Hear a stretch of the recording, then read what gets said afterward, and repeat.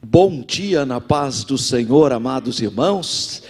Desejo para vocês um novo mês, que é o mês de julho, cheio de saúde, de paz, de vitória. Amém, irmãos? Mês de bênção. Graças a Deus, estamos iniciando o nosso terceiro trimestre. Graças a Deus. Julho, agosto e setembro.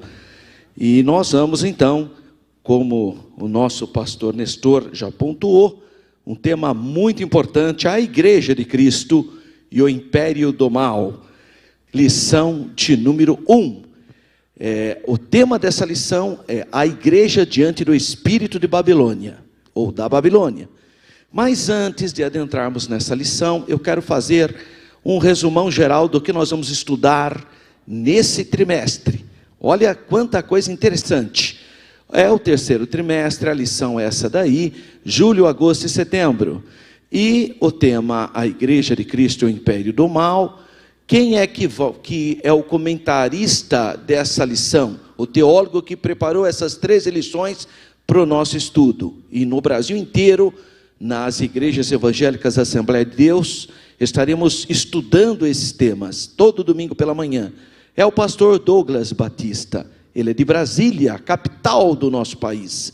Ele é pastor, ele é líder da Assembleia de Deus, de um ministério chamado Missão, no Distrito Federal. Ele é doutor em teologia sistemática, mestre em teologia do Novo Testamento e presidente do Conselho de Educação e Cultura da CGADB. É um dos responsáveis de estar implementando em todas as Assembleias de Deus a escola secular, que é o colégio assembleiano. Ele é um dos responsáveis. Nós temos estado em contato sempre com ele, porque nós temos interesse de implementar aqui em Campinas o primeiro colégio secular da nossa igreja, secular, mas confessional, secular porque vão estudar disciplinas seculares, mas ele será confessional, com a doutrina da Assembleia de Deus, Então nós estamos aí, pastor Paulo tem esse plano, e nós estamos orando para Deus preparar, para a gente já começar a primeira turminha, de alunos nossos.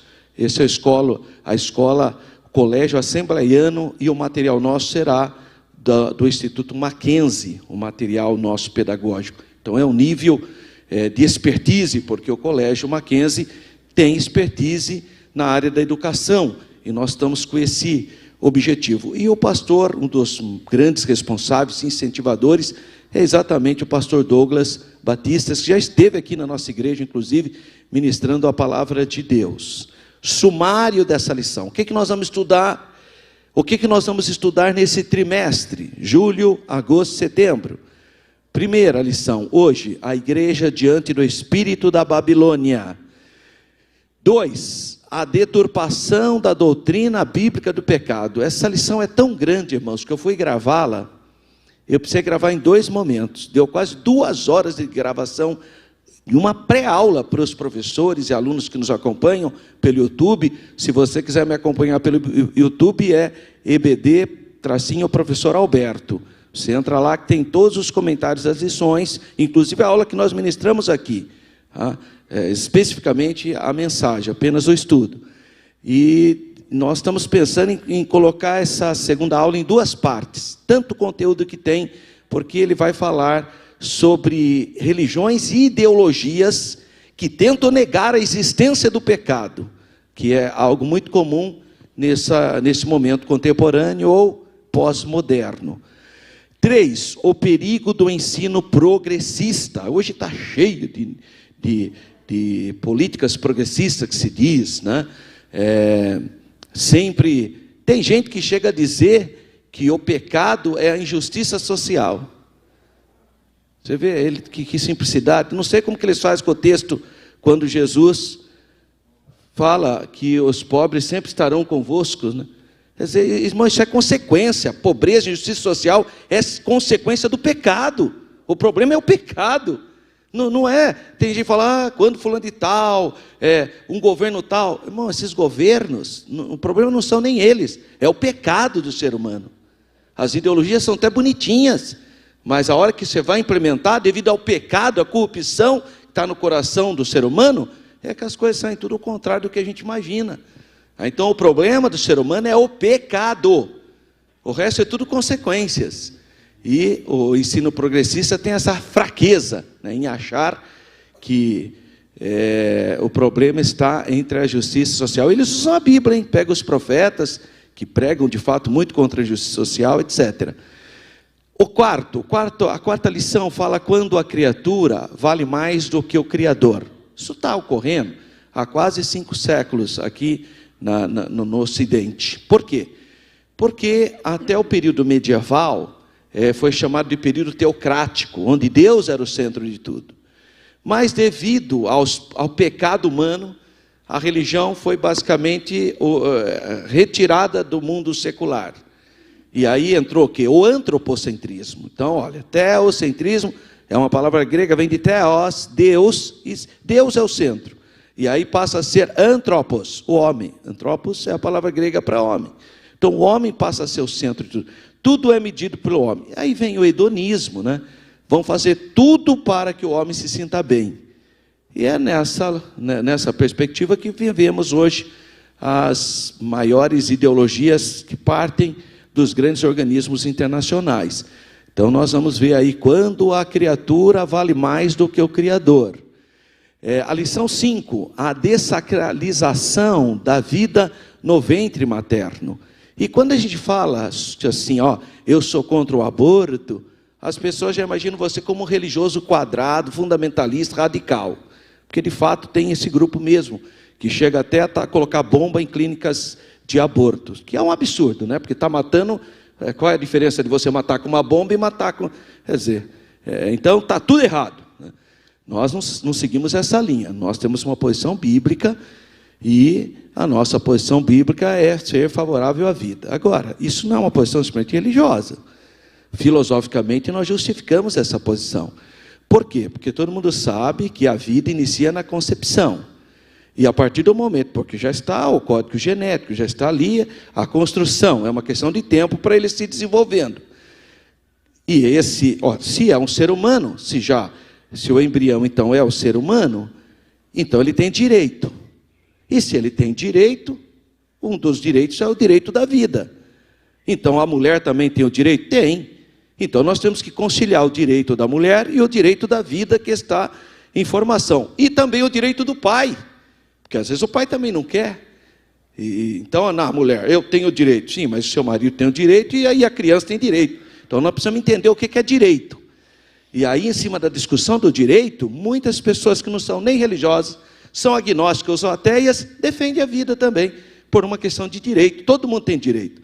Aliás, as pessoas que defendem o aborto, a pergunta que não quer se calar é a seguinte: já pensou se os seus genitores tivessem abortado? Você não existiria. Olha o problema aí. Então, só para você ver como que é um tema complexo. E não dá para a gente discutir de qualquer maneira. Então, nós vamos pensar sobre a questão da dessacralização da vida no ventre materno. Vocês estão dizendo que é uma coisa, tá, que você pode tirar. Não é. É um ser humano. Tá? 6. A desconstrução da masculinidade bíblica. Mas não é só isso, né? Se você olhar a lição 7, ele vai falar também sobre esse assunto. Na verdade, o assunto a desconstrução ou da masculinidade bíblica, e a lição 7 é a desconstrução da feminilidade bíblica. Então nós vamos discutir os dois gêneros, o masculino e o feminino. Qual é a discussão hoje nas ligas de esporte e tudo? É essa pauta aí, porque uma pessoa que nasceu homem, geneticamente, a sua estrutura orgânica é masculina. Aí ela resolveu ser mulher. Aí faz a mudança para ser mulher. Mas a construção, os ossos, os músculos, é masculino. Aí essa pessoa que acha que é mulher, e a sociedade quer que a gente aceita como sendo mulher, e às vezes até parece mesmo como uma mulher, vai competir nas ligas femininas e vence. Claro, porque é um homem, essencialmente, embora não pareça mais homem, mas é.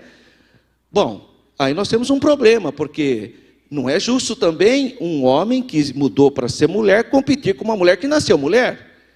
Aí a pessoa, você vê, o campeão lá, né? A campeã da liga de corrida lá nos Estados Unidos é uma mulher trans. Só que quando ela era homem, ela nunca ganhou uma corrida sequer. Sempre ficou em uns 600 e pouco lugar lá. Agora virou mulher, em primeiro lugar. É ruim, hein? Quer dizer, tem alguma coisa que não está batendo. Eu acho que os comitês internacionais têm que criar uma liga trans. É mulher, quem nasceu biologicamente mulher vai competir quem nasceu biologicamente mulher. Agora, as mulheres estão competindo com gente que nasceu biologicamente homem. Olha, irmãos, agora, quer ver a ironia? No entanto, uma mulher que nasceu biologicamente mulher e resolve ser homem, não consegue competir com os homens, porque perde. Estão vendo onde está a questão? Pode observar, nós não temos esse problema na liga masculina, porque as irmãzinhas não, né? As mulheres, olha a fraquezinha do irmão aqui. As mulheres, irmãos, que resolveram ser homem, não conseguem, não têm condições de competir. Por quê? Porque o seu organismo é feminino. Então há uma diferença. E isso não é preconceito, isso é ciência, não temos que discutir. Eu não estou falando de maneira preconceituosa, tanto é que eu acho que tem que criar uma liga para trans. Cria uma liga. Para quem era homem agora é mulher, para quem era mulher agora é homem, para quem não sei o que é. Cria uma liga. Está tudo bem. Agora, sabe, querer forçar a barra não dá, porque biologicamente as coisas não funcionam dessa maneira. Então, nós vamos ter que discutir esse assunto. E eu espero que os professores que forem discutir esse assunto, discuta com ciência, né? Com responsabilidade, com respeito. Não vem com blá blá blá aqui também, que não dá, né, irmão? Tem que também ter seriedade na hora que for discutir. Bom, aí nós temos a lição, acho que ali eu pus 7, né? Mas está errado, porque agora é a 8ª. A 8ª lição é transgêneros, é isso? É, transgênero. E aí a gente vai ter que verificar o que é isso, transgênero, né? São desafios novos para a sociedade. A lição de número... Então, e aqui tudo a gente tem que discutir com muita sobriedade e com respeito, irmão. Porque as pessoas precisam ser respeitadas independentemente das suas escolhas. Nós não somos contra pessoas, isso tem que ficar claro aqui. Nós não somos contra pessoas, nós somos contra o pecado. Portanto, nós denunciamos práticas pecaminosas à luz da Bíblia. Mas nós sabemos que para o Estado não existe pecado, irmão. O Estado, ele olha o infiel, o homem infiel, e é um cidadão para ele é um cidadão de bem, pagou imposto, está resolvido para o Estado. Então não vamos confundir Estado com igreja, né, irmão? Então o Estado, para ele, se a mulher comete adultério, mas se ela paga imposto, então é uma cidadã de bem. Agora a igreja não aceita essa prática. Então para a igreja não. A igreja fala, isso é uma prática pecaminosa, nós não aceitamos. Infidelidade conjugal é pecado para a igreja, não para o Estado. Movimento homoafetivo é pecado, essa prática, para a igreja, mas não para o Estado. Por isso nós precisamos tomar cuidado, porque senão o Estado vai vir por o bico aqui. Vai falar, peraí, vocês estão aí está falando mal. Não estou falando mal, estou falando que nós somos contra essa prática. Mas nós sabemos que o Estado acolhe todas as práticas. Para o Estado é o seguinte, o Estado nem tem alma, irmão. O pastor Cleuton, não é, doutor Cleuton? O Estado não tem alma, irmão.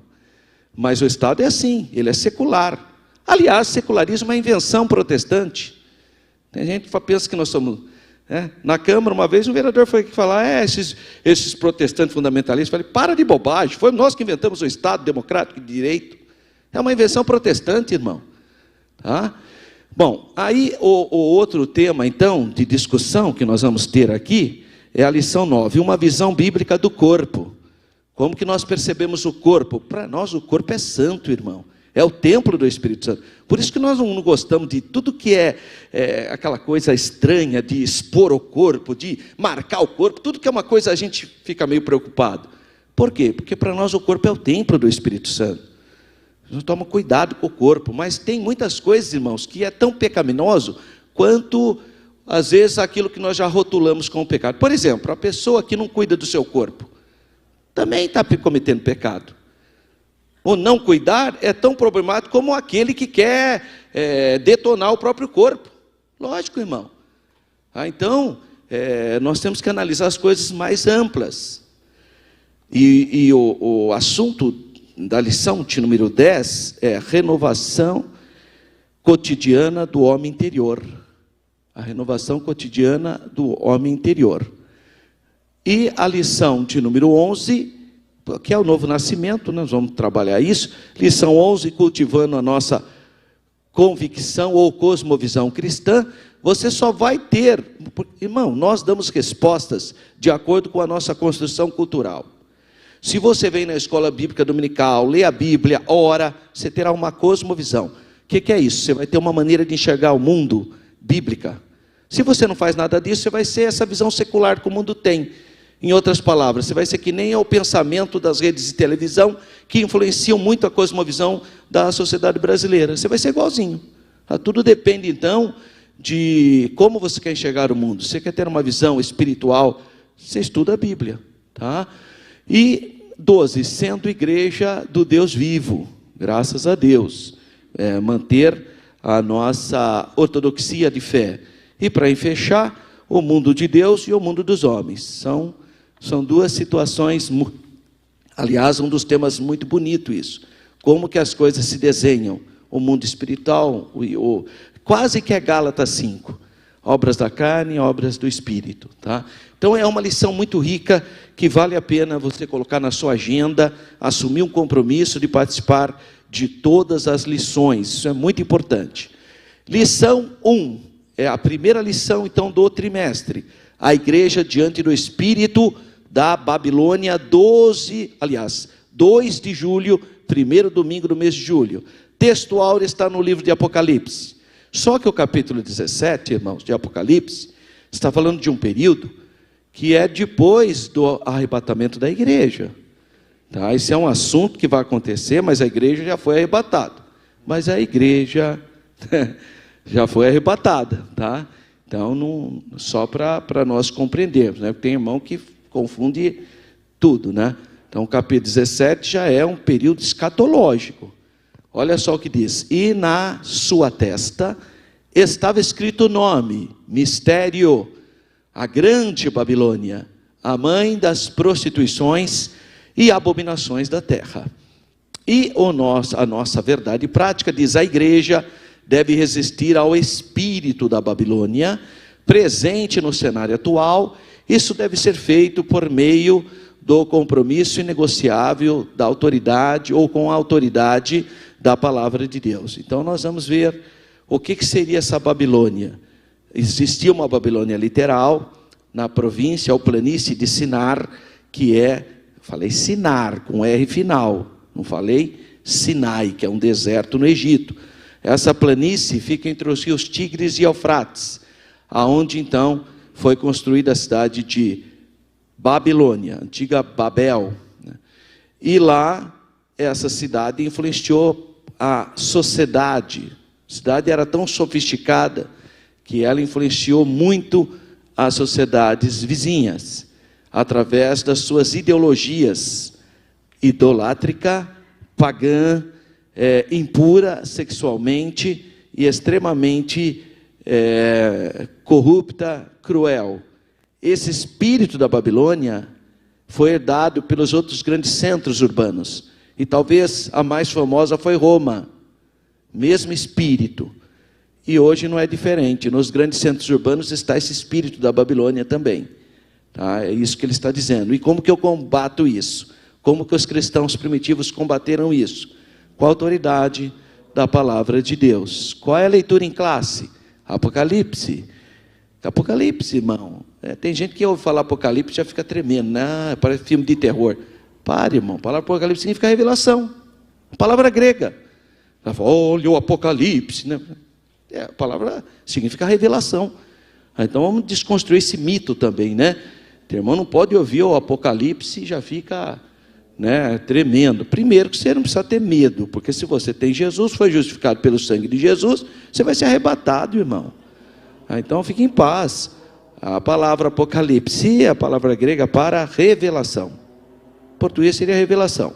Então eu vou convidar os irmãos para reverentemente se colocarem de pé. Abra sua Bíblia no livro do Apocalipse. É o último livro da Bíblia, último livro do Novo Testamento. E no capítulo 17, nós vamos ler os versículos 1 e 6. Você pode ler pela sua lição, você pode acompanhar eu aí pelo telão, tá bom? Então vamos ler todos juntos. Versículo 1 do capítulo 17. E veio um dos 7 anjos que tinham as 7 taças, e falou comigo, dizendo-me: vem, mostrar-te-ei a condenação da grande prostituta, que está sentada sobre muitas águas, com a qual se prostituíram os reis da terra, e os que habitam na terra se embebedaram com o vinho da sua prostituição. E levou-me em espírito a um deserto, e vi uma mulher assentada sobre uma besta de cor escarlate, que estava cheia de nomes, de blasfêmia, e tinha 7 cabeças e 10 chifres. E a mulher estava vestida de púrpura e de escarlata, adornada com ouro e pedras preciosas e pérolas, e tinha na mão um cálice de ouro, cheio das abominações e da imundícia da sua prostituição. E na sua testa estava escrito o nome: Mistério, a grande Babilônia, a mãe das prostituições e abominações da terra. E vi que a mulher estava embriagada do sangue dos santos e do sangue das testemunhas de Jesus, e vendo-a, maravilhei-me com grande admiração. Amém, irmãos? Vamos orar. Pai Santo, Deus eterno, na autoridade do nome do Senhor Jesus, te damos graças pelo privilégio que temos de estarmos na tua presença nesse primeiro dia da semana, para estudarmos a bendita palavra de Deus, que nos edifica, que nos santifica, que nos capacita. Senhor, dê-nos discernimento para retermos a palavra e vivermos na plenitude do teu santo evangelho. Assim nós te louvamos pela tua revelação, em nome do Senhor Jesus. Amém. Graças a Deus. Podeis sentar, meus amados irmãos. Tem muita coisa nesse capítulo 17, muita coisa. Só nesses 6 versículos, muitas informações.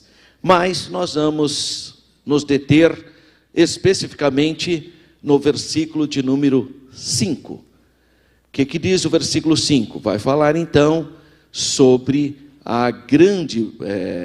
fala que na testa dessa besta estava escrito o nome Mistério, a grande Babilônia, a mãe das prostituições e abominações da terra. Então, no nosso textuário, ele está inserido no capítulo 17, que relata sobre a queda da grande Babilônia, ou da Babilônia. É a visão, então, de uma prostituta que se assenta sobre uma besta. Está lá, então, o versículo inicial. E na sua testa estava escrito o nome, ou na sua fronte, tanto faz. Bom, temos aqui então uma marca que identifica, ou seja, marca identificadora. E isso vai ocorrer também com os adoradores, tanto da besta, como depois também os santos. No caso dos adoradores da besta, lá no capítulo 13, versículo 16, é colocado essa marca para controle, controlar a humanidade. Ou seja, com essa marca na testa ou na mão, na palma da mão, você tem um controle. Já saiu muito filme sobre isso, né? Sobre esses controles. O certo é que, de fato, o melhor local para você identificar, colocar o RG das pessoas, ou é na palma da mão ou é na testa. É o melhor local mesmo. E as pessoas vão aceitar essa identificação porque vai ser bom, irmão. Vai ser bom do ponto de vista social e controle. Por exemplo, Hoje, se alguém rouba o seu documento, ele faz compra pela internet. É uma tribulação quando alguém pega o seu documento. Agora, se você tiver com o número no seu corpo, aí vai ser mais difícil, né, irmão? Está vendo como que vai acabar o problema? Então, o anticristo, ele vai fazer um governo, pelo menos 3 primeiros anos e meio, muito interessante. Por exemplo, ele vai conseguir dar casa para todo mundo. E não vai precisar invadir, que nessa turma fala, vai invadir a sua casa. Não há necessidade, irmão. Não há necessidade nenhuma. Ele vai conseguir controlar e vai dar casa para todo mundo, um salário para todo mundo. Você vai fazer sua compra, irmão, você não usa o seu cartão, é só você pôr sua mão ali, pronto. Vai ser tudo muito bem organizado, pelo menos os 3 primeiros anos e meio. Então essa ideia de marca identificadora não é uma coisa, hoje é muito comum, talvez na época dele era uma coisa meio estranha, mas não para nós hoje. Já tem pessoas que têm um chip, os animais mesmo já são chipados. Você coloca, não tem confusão mais, tem o chip ali. Você nem precisa ficar carregando esse monte de documento, irmão. Você vai no médico, esse plano de saúde, fica passando cartão, põe a mão lá, pronto, já resolve tudo. Então é uma coisa que as pessoas vão aceitar, porque é mais prático, é mais fácil, é mais lógico. Então não pensa, tem gente que fica pensando, não, porque, meu Deus, outro dia teve uma discussão, outro dia não, já faz alguns anos, na Câmara, sobre a questão da nova identidade, né, de microchip, essas coisas. Aí eu lembro que um vereador evangélico queria até criar um projeto contra isso. E aí veio perguntar a minha opinião. Falei, irmão, nós vamos ser arrebatados antes. Tadinho, né? Nós vamos ser arrebatados antes, mano. Não precisa preocupar com esse negócio irmão, já viu, já estou tendo a marcação, a minha identidade. Irmão, não começou nada disso ainda. Você não foi arrebatado ainda. Jesus vai raptar a sua igreja antes. Que a Bíblia é clara em dizer, Jesus é aquele que te livra da ira futura. Então fique em paz, irmão, você vai ser arrebatado. Agora, quem não tem fé para ser arrebatado, aí tem que se preparar para ficar mesmo. Tem muitos pastores e igrejas que vão ficar na grande tribulação, eles querem ficar. Alguns mesmo querendo vão ser arrebatados, porque Deus é misericordioso, né? Tem gente que quer ficar na grande tribulação, irmão, já até está se preparando para ficar na grande. É muita fraqueza mental, né? Mas a Bíblia é clara. Jesus é o que nos livra da ira futura. E eu vou repetir aqui. Grande tribulação não é para a igreja, irmão. Nós já somos julgados. Nós já estamos sendo julgados. Grande tribulação tem duplo objetivo. Punir a população incrédula e conversão de Israel. Não é para nós, irmão. Tá? Grande tribulação não é. Quando a Bíblia fala os eleitos, ele está se referindo ao povo judeu, irmão. Não tem mais a ver com a igreja. Tá? Então, cuidado com essa gente que quer ficar na grande tribulação. Deixa ele ficar, irmão. Se ele quer ficar, você vai fazer o quê? Eu não quero que ninguém venha atrás de mim, não. Se não quer ser arrebatado, fique. Agora, eu serei arrebatado, conforme 1 Tessalonicenses, capítulo 4. Porque a trombeta soará, glória a Deus. E nós, os mortos ressuscitarão primeiro. E nós, os que estivermos vivos, seremos raptados, arrebatados. Louvado seja o nome do Senhor. Aí o anticristo vai começar o seu plano aí de marcar, é um governo totalitário, comunista, socialista, fascista, é tudo que você imagina. Esse é o governo do anticristo. Então nós temos aqui uma marca identificadora, tal como ocorre com os adoradores da besta para o controle. E eu já expliquei que tem lógica o controle, porque aí ninguém vai passar fome no mundo, irmão. Todo mundo vai ter picanha. Estou brincando, né? Fraquezinha, né, irmão? Todo mundo vai ter a cesta básica, sei lá eu, né? Vamos lá então. Ou no caso dos adoradores do Cordeiro, também fala que eles serão marcados, né? Que é a marca de Deus. A besta, a blasfema, tem nomes de uma perversão sobre as suas cabeças. E isso também serve para identificar a sua imensa perversão, né? O que mostra a sua perversão. Agora, não nos é dito o que está escrito sobre a cabeça da besta, mas João informa sobre o que está escrito na testa da meretriz. E não falta nada ali, né? Está claro, está escrito, e na sua testa estava escrito o nome, ou na sua fronte, aí vem o nome. Agora, há uma coisa interessante, que na Roma Antiga, que é exatamente na época em que João vivia, havia um costume de marcar a prostituta. As prostitutas tinham marcas, identificadora, ou próprio objetos de enfeite na cabeça. Era uma maneira de rotulá-las, né? Porque é comum, todo local que você vai, onde Roma chegou, a civilização romana chegou, você encontra locais de prostituição. Então, parece que estava muito presente na cultura greco-romana. E as prostitutas traziam rótulos na testa ou enfeites que identificavam elas como sendo meretrizes. Então, as prostitutas eram reconhecidas ou identificadas, tanto pelo seu modo, né, de viver, como pelos seus trajes. A pior meretriz de todas, porque ele fala mãe de todas as prostituições, ela é identificada na visão do apóstolo João. Aí ele fala que o nome é esse, mistério, a grande Babilônia, a mãe das prostituições e abominações da terra. No Novo Testamento, o mistério é uma verdade antes oculta. Então, Paulo fala muito desses conselhos divinos, mistérios. Por exemplo, para a igreja, Paulo fala que a igreja é um mistério. Estava oculto, Deus revelou. A própria encarnação do verbo, Deus se fez carne, mistério. Então existem, mistérios são então questões ocultas que Deus revela. É um segredo desvendado. Contudo, não pode ser desvendado pela mera capacidade humana. Não é um homem lá que fica, descobri, não é isso. Esse mistério que aparece na Bíblia, ele só pode ser desvendado pelo poder do próprio Deus. É o próprio Espírito de Deus que revela isso. Só a revelação divina pode esclarecer um desses mistérios. E o texto fala isso. Parece então que João apresenta a ideia da grande Babilônia como se fosse a ideologia da imensa depravação de Roma e seu culto ao imperador.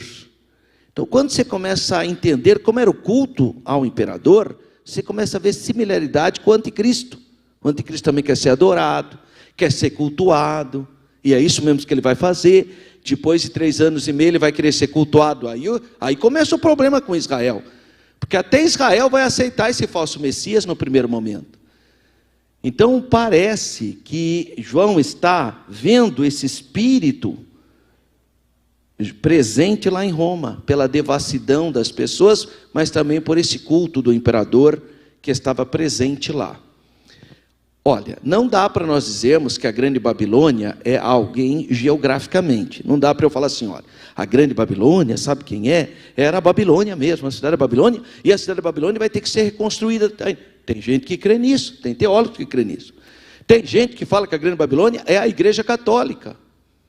Os adventistas falam isso, Testemunha de Jeová falam isso. E outros grupos dizem isso também. Não dá para fazer essa afirmação.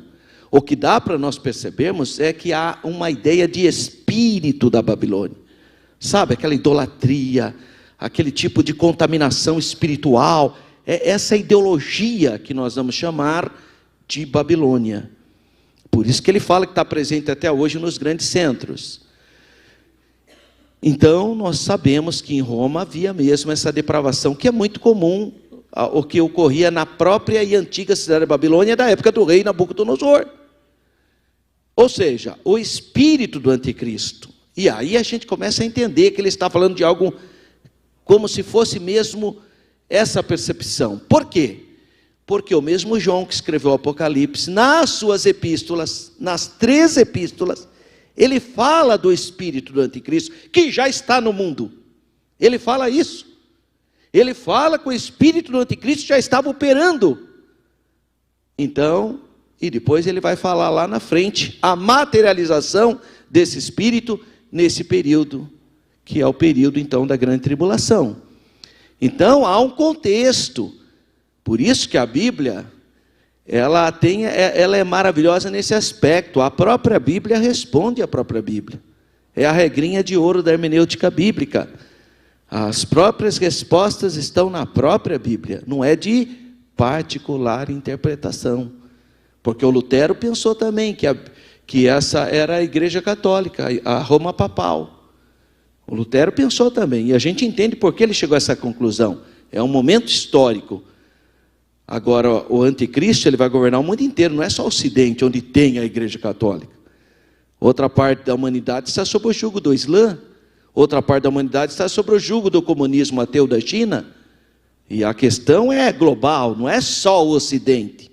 Está vendo? Porque não dá para dizer que é apenas o catolicismo, como pensou Lutero em 1917, com a Reforma Protestante, e como pensa ainda hoje, grupos que estão à margem do cristianismo ortodoxo, acha que não é isso. É fácil falar isso, né? Aí pinta lá um desenho e fala, tem gente que vê um templo católico e fala, grande Babilônia. Eu já falaram isso para mim. E eu fico olhando, falei, então você acha mesmo que isso é a grande Babilônia? Não é que fraqueza? Tem gente ainda hoje que tem essa ideia. Não, irmão, vai além disso. Até porque tem locais que não tem esse templo, mas tem outros templos. E aí como é que faz? Está vendo? Então precisa ser... Crer é também pensar, né? Então parece que ele está falando sobre um espírito, porque ele já dá esses indicativos nas suas epístolas. E esse espírito do anticristo é similar ao quê? Similar à esplendorosa cidade da Babilônia, que cresceu, desenvolveu à margem do rio Tigre e Eufrates, onde esteve uma das maravilhas do mundo antigo, os jardins suspensos da Babilônia. É aquele reino que influenciou povos e nações, com o seu poder ideológico de sofisticação, mas também é em Babilônia que se criou a idolatria, cidade de Nimrod, de Semíramis, de Tamuz, de Adonis, divindades da Babilônia, que o seu culto foi jogado por toda a terra. Muitos dos cultos pagãos, você via similaridade com o culto da Babilônia. Até hoje, se você estudar o culto da Babilônia, você percebe que existem muitos elementos de lá, embriagou toda a humanidade. Tá? Você vê traços. Roma é herdeira desse culto, porque Roma, ao tornar-se sede do Império Romano, ela também vai enviar o quê? As suas... Tem um lado positivo também, né? Que é as suas estradas, seus teatros, suas cidades, o seu direito, mas tem um lado negativo, que é o culto ao imperador, as depravações, os cultos horrorosos que existiam no mundo greco-romano, então, e as injustiças sociais. Então nós temos esse espírito maligno que é similar ao que houve primariamente na cidade da Babilônia, secundariamente na cidade de Roma, e hoje em todos os grandes centros urbanos você encontra esse espírito, inclusive aqui na cidade de Campinas. O uso da palavra então mistério, nesse ponto, nos permite entender que devemos buscar um significado espiritual, porque estou falando de mistério, irmão.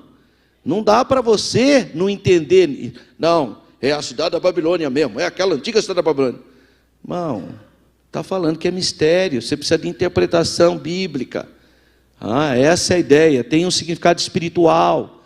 Assim sendo, parece, eu não estou afirmando categoricamente, que a denominação Babilônia, citada aqui, é muito provável que seja o espírito imoral presente em Roma e presente nos grandes centros urbanos hoje. Sabe, esse espírito de imoralidade está presente, irmão, hoje. Você vê, hoje, com essas passeatas que tem por aí, você vê pura imoralidade. E passa na televisão como algo normal. Mas é o espírito da Babilônia aquilo. Bem como tudo o que ela representa. Com sua idolatria, imoralidade espiritual, que era considerado do ponto de vista espiritual, né? Obviamente, né? É a questão do culto. A ideologia presente na antiga Roma era uma abominação diante de Deus. Embora aos olhos do mundo pareça uma rainha adornada, com joias caríssimas, né? Tanto a Babilônia como a própria antiga cidade de Roma, parecia ser algo grande, né? Mas na verdade essas joias aqui, é o lado positivo das ideologias do mundo. Porque tem, irmão, não vamos ser ignorantes, né? Achar não, tudo que é do mundo não presta. Não, irmão, tem coisa que presta sim. Eu vou negar? Olha só, esse microfone é do mundo, não é uma bênção? Mas não é mesmo? Não é uma bênção esses banquinhos que você está sentado confortavelmente? É do mundo. O carrinho que você usa, carrinho não, né? Os irmãos aqui tem um carrão, né? Carrinho sou eu. O carrão de vocês não é uma bênção?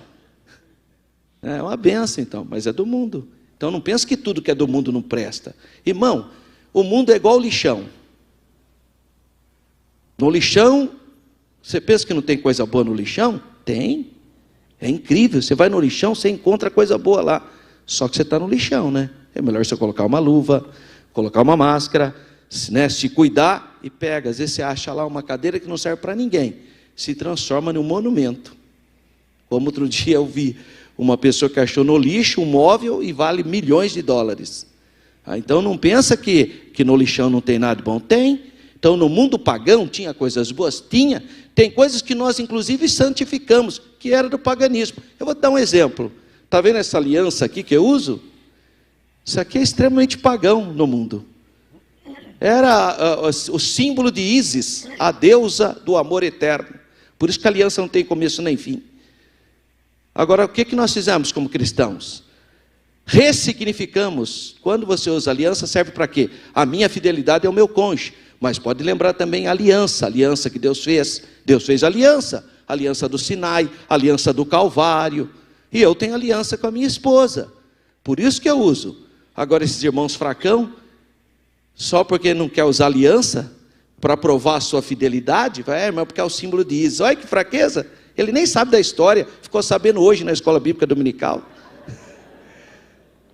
Então, irmãos, existem elementos pagãos que nós ressignificamos? Claro que existe. Um segundo exemplo, quando você vai no velório, o que se coloca no caixão da pessoa que morreu? Flores. Por quê? Para o ambiente ficar melhor, talvez, né? Porque ali é uma tristeza generalizada. Então coloca umas florzinhas, coroas, né? Você manda uma coroa, que significa sua consideração para a pessoa que partiu. Essas coisas, né? Às vezes não faz nada quando está vivo, né? Aí quando morre, vê aquela coroa cara, né? É uma fraqueza, mas tudo bem. Não estou criticando nada, estou fazendo apenas uma observação. Muito bem. Mas isso é pagão. Por que os pagãos faziam isso com as flores? Homenagem ao morto, adoração ao morto. Por isso que judeus e muçulmanos não fazem isso. Pode observar que o judeu muçulmano ele só embrulha e enterra. Embrulha em um pano e enterra. Porque era costume dos pagãos colocar florzinha, colocar coroinha. E hoje, irmão? Hoje ninguém sabe disso, irmão. Você vai lá no velório, você nem pensa nisso. Porque nós ressignificamos uma prática pagã. Agora, irmão, então eu não quero flor no meu velório. Olha que fraqueza, irmão. Para de bobagem. Tá? Você não vai ter velório, você vai ser arrebatado, irmão. Ô glória. Né? Então, irmãos, o paganismo, ele teve coisas boas também. Não pensa que teve tudo que tem no programa não presta. Não. Agora, qual é o grande problema? A sua abominação, a sua idolatria, a sua ideologia de sexualidade impura. Essas questões que nós combatemos. Coisas que não tem a ver, está tudo bem. Tá? Então você precisa ter discernimento, irmão. Então a ideologia presente na antiga Roma era uma abominação diante dos olhos de Deus, especialmente o culto ao imperador, mas ela tinha joias também, tinha coisas também. Na época de João, Roma era a cidade mais importante, poderosa e influenciadora de todas as cidades do mundo mediterrâneo. Era a cidade de Roma, ela exportava. E é por isso que a Babilônia também tinha as mesmas características. Mas não dá para eu falar que essa Babilônia que a Bíblia está falando seja uma cidade específica. a cidade da Babilônia, ou que seja Roma especificamente, ou que seja Nova York ou Campinas. Eu não posso. Eu tenho que entender que esse espírito mundano está presente em todas elas. É isso que é a Babilônia, quando a gente está falando de Babilônia. É esse espírito maligno, de idolátrico, que está presente em todas as cidades do mundo. Não é só aqui. A cidade era então muito poderosa, religiosamente, socialmente, outrora, como se fosse a outrora cidade antiga da Babilônia, no seu apogeu. Aí aparece a palavra Babilônia, possivelmente então se referindo ao espírito presente na Roma antiga, presente também até hoje. Por quê? Porque você tem que levar em consideração também o Apocalipse capítulo 14, versículo 8, que faz esse apontamento. Então o espírito da Roma antiga, com tudo o que ela representa, era uma espécie de reavivamento do antigo sistema originalmente criado na Babilônia, na cidade da Babilônia, que exportou para a humanidade o quê? O paganismo, o culto demoníaco, idolátrico. E aí usa a expressão a grande. Tanto a antiga cidade da Babilônia, como a antiga cidade de Roma, ela era grande, porque ela influenciou a humanidade toda, ou tinha a humanidade a seus pés. Em Roma havia adoração a Dea Roma, que é essa estátua aí, é a deusa Roma, e também o culto ao imperador. É esse espírito mundano que João se refere também aonde? Nas suas epístolas. Você pode ler, por exemplo, João, primeira epístola, ou primeira carta de João, capítulo 2, versículo 15, ele fala desse espírito do anticristo. Aí ele usa a expressão, a mãe das meretrizes. Ela mesma é uma prostituta, o que se vê claramente nos versículos 1 e 2. De fato, é a maior de todas as meretrizes, aquela que faz maior número de vítimas. Em seus adultérios, ela produz muitas filhas, as quais, por sua vez, nascem com a mesma inclinação, seguem a profissão da mãe. Por isso, mãe das prostitutas, porque ela tem filhas que também são prostitutas. Espiritualmente falando, isso significa que a Roma antiga, assim como a antiga cidade da Babilônia, ambas tornaram-se em uma instituição de grande influência no surgimento de nações, de cultura, de religiosidade, de seitas, todas quase voltadas para a idolatria, especificamente para se unirem ao culto do imperador, porque todos esses povos tinham algo em comum, adoravam o imperador romano, o Augustus. Augusto significa o quê? Divino. Augustus, tem um nome hoje, né? Augusto, significa divino, era um título do imperador romano. César também era um título, e aí vinha a expressão Augusto, que são os meses, inclusive, né? Você vai ver o mês hoje, julho, é homenagem ao imperador Júlio César. Augusto, homenagem ao imperador Augusto. Octubro, né? Octávio. Então nós temos hoje, e depois outros nomes dedicados aos deuses romanos, no nosso calendário. Só que ninguém pensa nisso, né, irmão? Está vendo como muda, né? Foi ressignificado. Ninguém olha os meses, os dias da semana em espanhol, é tudo divindades, irmão. Por isso que eu brinquei outro dia com os irmãos, um sabatista que chegou e falou, olha aí, sabe, você não guarda o sábado? Sabe, você só guarda o domingo? Não, eu não guardo domingo, é que o domingo mas sabe como que é domingo em inglês? Eu sei. Então como que é? Sunday. Sabe o que significa? Sei. O que significa? Dia do sol. Sunday, dia do sol. Então, e você vai servir a Deus no dia do sol? Falou, e você? Você vai no dia de Saturno. Saturday. Sábado. É mesmo, né, irmão? Falei, é mesmo. Se você quiser usar o inglês, esse é o problema. No inglês é tudo deuses. Saturday, dia de Saturno. E eu, Sunday, dia do sol. E ainda eu disfarcei. Falei, a diferença é que Jesus é o sol da justiça. E o seu Saturno, o que é? Então, é bobagem. Não dá para fazer essa discussão, irmão. Porque isso aí são heranças que vieram do paganismo. E tem gente que fica pegando, sabe? Outro dia o irmão falou para mim, irmão, não pode ter árvore de Natal porque é o pinheiro lá. Eu falei, irmão, lá não tinha pinheiro. Para de falar bobagem, pinheiro é do hemisfério norte. Não tem jeito de ter um pinheirinho igual daquele nascido. Lá onde que você acha que tem?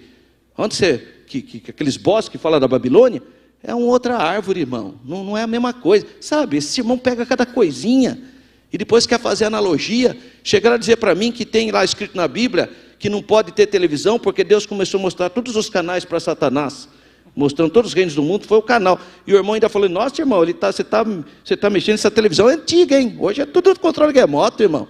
E ele ficou lá, tá. Falei, nossa, para, irmão, sabe, que mente fértil é essa?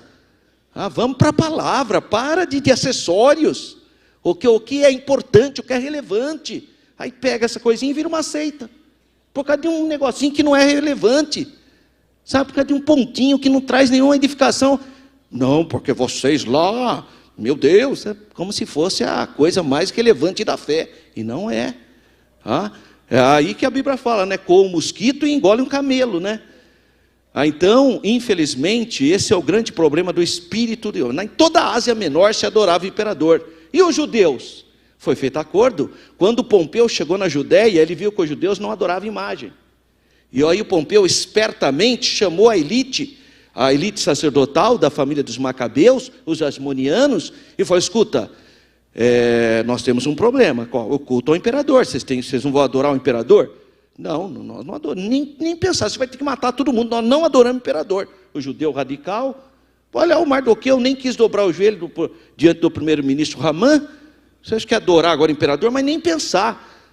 Aí o Pompeu, esperto, general, vamos fazer o seguinte, vamos fazer um acordo. Então, ao invés de vocês adorar o imperador, vocês vão orar pelo imperador. Essa foi a jogada. Fez o acordo com a Judéia. Então, a Judéia vai ser a única província que, ao invés de adorar o imperador, vai orar pelo imperador. Essa foi a jogada de Roma. O resto, todas as nações eram obrigadas a fazer o culto ao imperador, irmão. Então, veja o espírito do anticristo que estava no mundo. E tinha províncias de Roma que era zelosa, fazia o culto mais sofisticado do que a própria Roma. Porque sempre é assim, né, irmão? Tem gente que quer ser mais zeloso do que, né, o fundador. Por isso que eu brinco, tem calvinista que é mais calvinista do que Calvino. Aliás, eu acho que o Calvino não é nem calvinista. É a impressão que às vezes eu tenho. Sabe? Porque o jeito que essa gente acredita, falo, não, acho que parece que é um, né, calvinista que... Calvino não era calvinista, eu cheguei a essa conclusão. Então vamos lá. Essa então divindade, ideia Roma e o culto ao imperador pode ser considerado como a Magna Mater, né? A grande deusa ou a grande mãe deusa que tinha em Éfeso, a grande Diana dos Éfesos, a Magna Mater dos Efésios, representada como uma deusa pura e casta na Ásia Menor, a qual, desde o ano 204 a.C., vinha sendo adorada em Roma e em todo o império. Então, a devassidão de Roma mostrava que a sua idolatria realmente expandiu para todo o mundo. E isso tem similaridade com o que a antiga Babilônia fez. É nesse sentido que elas são iguais. E, finalmente, das abominações da terra. Com frequência, a própria idolatria, nos escritos judaicos, é chamado de abominação. Pode observar, ele fala, a grande abominação, ele está se referindo à idolatria. Então, fica fácil compreender o que ele está querendo dizer aqui. O cálice de ouro que a meretriz exibe está repleta do quê? De coisas falsas, imundícies. Então, João está exortando os cristãos autênticos a não se misturarem com o culto do imperador, que é o espírito do anticristo, e que muitos cristãos, infelizmente, estavam sendo seduzidos. Chegou um homem e disse assim, olha, vamos parar de perseguir os cristãos. Nós vamos fazer uma imagem de uma cruz bem alta e vamos pôr no panteão dos deuses. Pronto, a gente acolhe o cristianismo. Os cristãos falaram assim, de jeito nenhum. Jesus não é só mais um Deus. Jesus é o único caminho, a verdade e a vida. Não aceitaram. Então, os cristãos não foram perseguidos porque adoravam a Jesus, em hipótese alguma. Eles foram perseguidos porque adoravam só Jesus. Estão entendendo o tal problema? Parece um jogo de palavras, né? Mas não é. Não foram adorados por adorarem a Jesus, porque se eles adorassem a Jesus, mas adorassem o imperador e outro, estava tudo certo. O problema é que eles só adoravam a Jesus. Aí há problema, porque isso é exclusivismo. Então, outra interpretação sobre o 5º versículo de Apocalipse, é muito comum no mundo protestante, e isso iniciou-se com Lutero, é dizer que a Roma papal é a Babilônia. Isso foi muito comum, muito divulgado. E as suas filhas imundas seriam quem? As igrejas apóstatas. Então isso foi muito... Quase toda seita religiosa no mundo cristão acredita nisso. Durante a grande tribulação, o culto final ao redor do anticristo, sem dúvida, enganará muitos, né? E muitas igrejas que ficarão na grande tribulação vão adorar também o anticristo. A meretriz e as suas filhas envolvem mais que as denominações cristãs, apostas, que ficaram para a grande tribulação.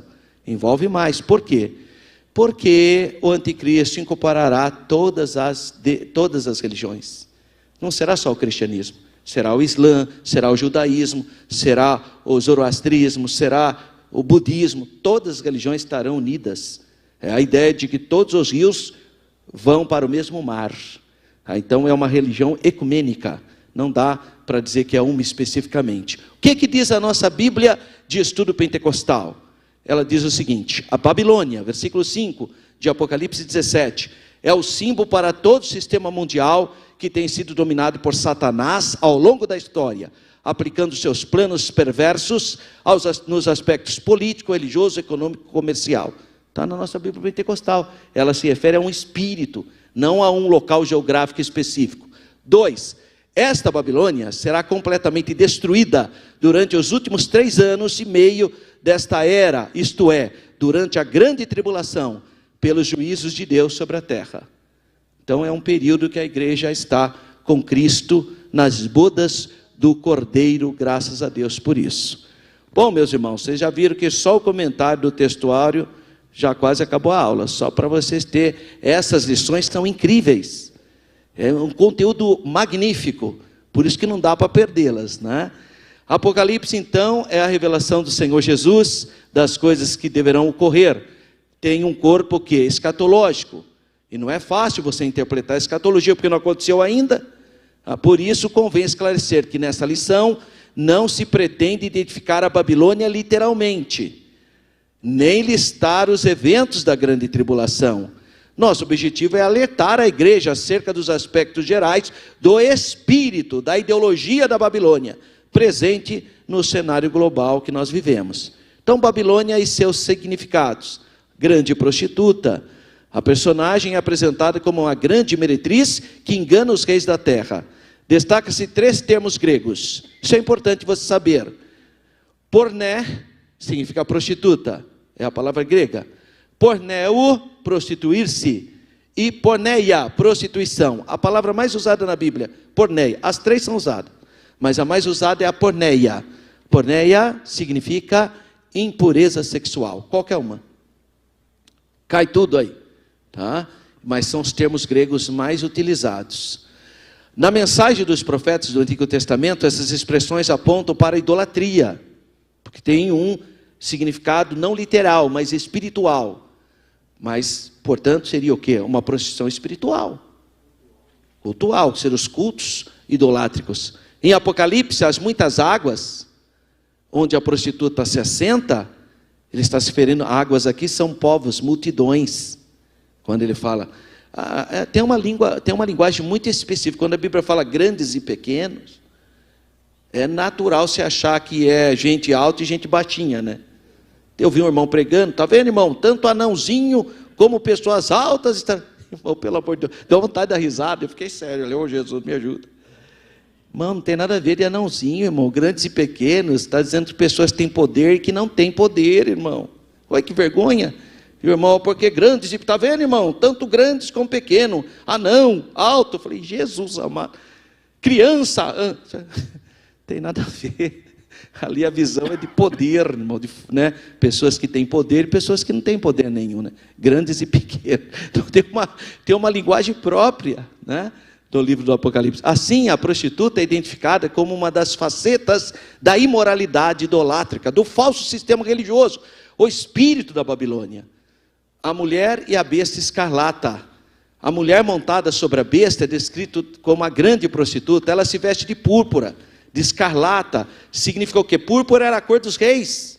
A criança, filha de um rei, o herdeiro, nascia em um berço coberto com a cor púrpura. que é uma espécie de roxinho, né? A cor púrpura. Só o rei usava a cor púrpura. Significa luxúria, né? Ela também se adorna com ouro, pedras preciosas, que significa poder material, econômico. O cálice em sua mão diz respeito às abominações e imundícies que ela faz os outros beberem, a participar das suas orgias, o que representa toda a forma obscena de impureza, de contaminação que nós vemos hoje na sociedade. A fera na qual a mulher está montada é a besta que saiu do mar, do meio do povo, hein? A besta que saiu do meio do povo. Esse é um líder político extremamente popular, né? Amado pelo povo, né? Trata-se do anticristo, que pelo poder de Satanás faz oposição ao Senhor Jesus. Ele profere blasfêmia, inconsciente repulsa ao senhorio do Senhor Jesus. Suas 7 cabeças e 10 chifres simbolizam poderes do mundo. A união entre o cavaleiro, mulher, e a montaria besta, simboliza a força poderosa desse espírito, que envolve economia, religião e força militar também, né? O tripé que mantém as nações. Mistério, a Grande Babilônia. Na sequência da revelação, o nome. Mistério, a Grande Babilônia. O termo mistério indica que o nome Babilônia não é meramente geográfico, é o mesmo apontamento, mas simbólico, refere-se à mãe das prostituições e abominações. Ela é a mentora da rebelião contra Deus, que hoje está presente na sociedade. Babilônia é responsável pelo assassinato dos santos e das testemunhas de Jesus, e isso simboliza a perseguição que se dará nesse período da grande tribulação. Não se trata apenas então de uma cultura sem Deus, mas de uma cultura contra Deus. Então nós já estamos sentindo esses reflexos. Olha, irmão, hoje a gente já sente isso através da cultura, da educação, das estruturas econômicas. Você já vê a opressão do espírito do anticristo. Assim, esse espírito da Babilônia, é um sistema global, deliberadamente anticristão. É contra Jesus. 2, o espírito da Babilônia, sistema religioso, faz com que as pessoas sejam seduzidas pela prostituição espiritual. Nesse sentido, o culto ao ego, o hedonismo. Faz o que você gosta, faz o que você sente prazer em fazer. É algo animalesco, irmão, porque se você soltar os freios dos seus impulsos, meu Deus do céu, você vai virar um psicopata. E é isso que eles estão falando. Você tem dinheiro, você compra. Você é livre para fazer o que você quiser. Você tem dinheiro, você compra. O que vale hoje é o dinheiro. Não é o seu caráter. Isso é o espírito. Além disso, o argumento de liberdade estimulada tem a ver com a devassidão por meio do afrouxamento moral. Então, eles tentam, mas olha o que eles trabalham com essa questão da liberalidade sexual. É uma coisa desde do movimento hippie. O ecumenismo, doutrina, provoca a erosão da fé bíblica. Irmão, aqui em Campinas eu visitei um pastor e eu falei para ele que a gente ia comemorar os 500 anos da Reforma Protestante, né, na Câmara. Aí ele falou assim: então, vereador, seria bom o senhor convidar todas as denominações e todas as religiões, porque é um evento muito importante. Então, se você pudesse convidar os líderes de outras religiões. Eu falei: ô pastor, o senhor está confundindo. A reforma foi uma resposta exatamente a um sistema que estava pervertido, idolátrico. Não dá. Que isso, pastor? Está aqui, ó. O senhor conhece João 14:6, né? Olha, Jesus dizendo: eu sou o caminho, a verdade e a vida. Sabe o que ele falou para mim? Não é bem assim, né? Pastor, protestante, dureza, né? Nunca mais chamei ele, Deus me livre. Não, uma pessoa que não... Como que a Bíblia não é bem assim? É assim mesmo. É assim, irmão. Ninguém é obrigado a concordar comigo, ninguém é obrigado a concordar com... Ninguém é obrigado a aceitar Jesus, mas Jesus é o único caminho. Você não quer aceitar, não tem problema nenhum, mas ele é o único. Tudo bem, não vou perder amizade com você, não confunda as estações. Mas a Bíblia diz, Jesus disse: eu sou o caminho, a verdade e a vida. Artigo definido. É o único. Mas eu não acredito. Tá bom, eu respeito sua opinião, só isso. Não vai mudar a doutrina da salvação por causa da sua opinião. E esses grupos rejeitam a autoridade da Bíblia. A Bíblia não é mais autoridade para esse grupo. Portanto, é o humanismo. Reinterpreta e ressignifica os mandamentos divinos. Ressignifica tudo. E o sincretismo, que é a mistura do sagrado com o profano. Esse é o espírito da Babilônia. Assim, tudo passa a ser permitido. É o relativismo da verdade. Essa é a sua verdade, essa é a minha. Cada um tem a sua verdade. Tá, Jesus é a verdade absoluta, irmão. Você pode até ter sua verdade, mas Jesus é a verdade absoluta. É por isso que a igreja começa a ser perseguida. Porque a igreja eles chamam de intransigência. De novo, caímos no mesmo problema lá de Roma. Lembra? O cristão não é perseguido por adorar a Cristo, mas é perseguido por adorar só a Cristo. É o mesmo problema de novo hoje. Nós não somos perseguidos por ser crente em Jesus. Não, nós somos perseguidos porque a gente acha que só Jesus salva. Nós vamos ser perseguidos de novo. Vocês estão entendendo? É a mesma coisa, não mudou a essência. No sistema político e cultural, isso vem da ONU, né? O espírito da Babilônia exerce forte influência política e cultural. Essas pautas são pautas progressistas de inversão de valores. São impostas, né? Uma afronta à cultura. E aí eles vão defender o aborto, ideologia de gênero, legalização de drogas e a prostituição, como sendo tudo normal. Irmão, deixa eu dizer uma coisa para vocês. Tudo bem, se o Estado quiser engolir isso, o problema é dele. O duro é quando eles querem enfiar isso dentro da igreja. Porque tudo bem, ninguém é obrigado a ter a fé que eu tenho. Está perfeito, não vou impor. Pode observar, vocês podem acompanhar os meus discursos na tribuna da Câmara. Não quero impor os meus valores em ninguém. Eu represento alguns valores, mas não quero impor. Não, o Brasil não é crente, nós somos crente. Então eu não misturo as estações. Agora não dá para esse mesmo Estado querer impor aqui o seu pensamento. Por isso que eu tenho que ter representante para falar, lá não. Aqui você fala o que você quiser, lá não. Na igreja não, porque senão daqui a pouco o Estado vem querendo pedir para o pastor Paulo fazer coisas aqui de acordo com essa apologia que ele defende. Essa é a questão. Os irmãos conseguem entender isso? Eu não quero transformar a República Brasileira numa Assembleia de Deus. Deus me livre, não tem isso. Até porque o Evangelho não é pela força nem pela violência. Então eu não quero impor em ninguém os meus valores e o que eu aprendo na igreja. Eu não quero impor politicamente em ninguém. Agora eu preciso estar desenvolvendo uma política que impeça que eles tentem impor em nós. Porque é isso que eles querem. Eles querem impor em nós. Eles não se conformam quando eu uso a Bíblia e prego que infidelidade conjugal é uma prática pecaminosa. Eles não se conformam quando eu digo que mentir é uma prática pecaminosa, que a homoafetividade é uma prática pecaminosa. Eles não se conformam com isso. Então eles querem me censurar. Aí que não dá. Estão entendendo? Então eu não quero impor nada. É eles que querem impor aqui. Por isso que eu preciso ter representante para barrar isso. Fala, não, eu tenho um representante lá. Não vai fazer isso aqui não. Essa é a questão, porque tem irmão que troca as estações, né? Pensa que eu vou impor lá o nosso. Não, isso eu não faço. Eu não quero que eles imponham aqui a ideologia deles. Essa é a nossa luta. Tá? Agora, claro, eu estarei lá representando nossos valores. Logo, o patrulhamento ideológico estigmatiza como fundamental. Nós somos classificados, sabe como? Fundamentalistas. Que eu já ouvi isso lá na Câmara, esses fundamentalistas. Primeiro que eles nem sabem o que é fundamentalismo, né, coitado? Há uma censura contra quem defende os valores da Bíblia. Como que você defende a Bíblia? A Bíblia foi escrita há 4.000 anos atrás, não tem o menor sentido. É sempre os mesmos argumentos. Gente que não conhece história, não conhece cultura, não conhece nada. Aliás, eu até falei para um deles, falei, escuta, você crê em Deus? Não. Então por que você quer discutir esse assunto?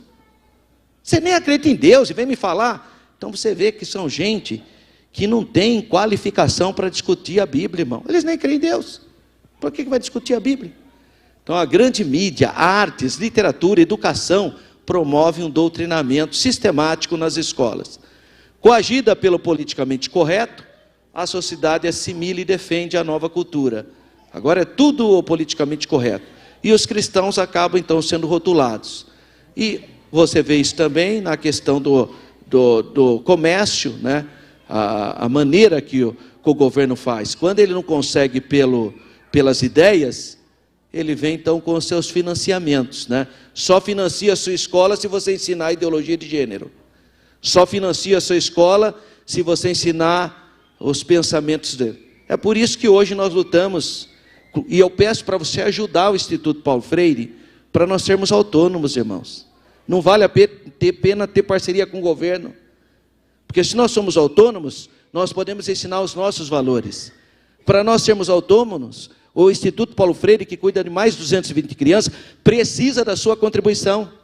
Então ajude, irmão, porque você ajudando não importa o tamanho da sua contribuição, não é dízimo, dízimo é 10ª parte, é da igreja. Eu estou falando a contribuição de amor, não importa o quanto você vai contribuir, todo mundo contribuindo com um pouquinho, nós vamos ter o nosso Instituto Confessional Autônomo, sem depender de recursos públicos, porque ele dá o recurso, só que ele vem com a cartilha dele, esse é o problema. Estão entendendo, irmãos? Tá? É o espírito também da Babilônia. E finalmente, qual é a posição da igreja? Já falei, como que a igreja tem que posicionar? Não negociar as doutrinas bíblicas. Jesus é o único e suficiente Salvador, não adianta, nós não vamos negociar isso. Segundo elemento, formar o caráter de Cristo em nós. Então venha mais na oração, no culto de ensinamento, na escola bíblica dominical, porque aí você vai formando a essência bíblica dentro do seu coração. E irmão, saber que você não é do mundo, não vai querendo se agraciar com o mundo não, esteja com o coração aberto para o retorno do Senhor Jesus, porque Jesus está voltando para buscar-nos, glória a Deus. Muito bem, próxima aula, olha a aula, maior do que essa, eu vou ter que resumir até o último, irmão, é a deturpação da doutrina bíblica do pecado. Se você ainda não adquiriu a lição, adquira. Pensa numa riqueza imensurável. Que Deus abençoe os irmãos, que vocês tenham um mês abençoadíssimo. Fiquem todos na paz do Senhor. Amém.